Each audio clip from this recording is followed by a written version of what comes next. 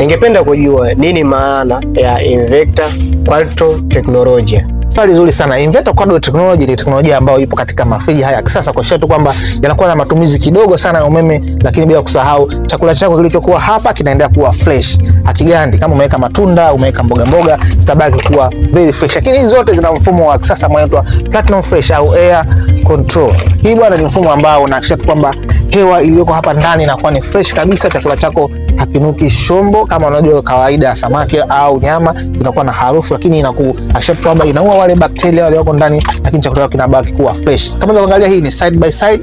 Yes, ni moja ya friji nzuri sana. Hapa juu freezer, hapa chini upande wa freezer. Ukubwa wake hii ni lita 432. Lakini utaona upande wangu huu hapa tunayo aina nyingine kabisa. Hii pia unaiona hapa inakuja digital control panel. Yes, pia nayo ina mfumo wa kisasa kabisa wa Platinum Fresh, lakini unaona ina Inverter Quattro. Yes, hii pia ukifungua ndani utaiona ina mfumo wa smart cooling, kwa kwamba chakula chako au vitu vilivyowekwa kwenye friji yako vinakuwa very fresh na haviwezi kuharibika. Lakini pia zina mfumo wa no flow system, kwa sababu kwamba haigandishi mabarafu kama friji zingine za kawaida. Hivyo basi hata kama umekatika haiwezi kumwaga maji, lakini bado utaendelea ku maintain ile temperature yako ili chakula chako kiweze kuwa fresh kabisa. Kwa mahitaji ya mafriji mazuri kabisa, tembelea maduka ya Litomo au unaweza kupakua pia Litomo Play Store kwa order tukuletea mpaka hapo ulipo, gharama nafuu kabisa. Asante na karibu sana.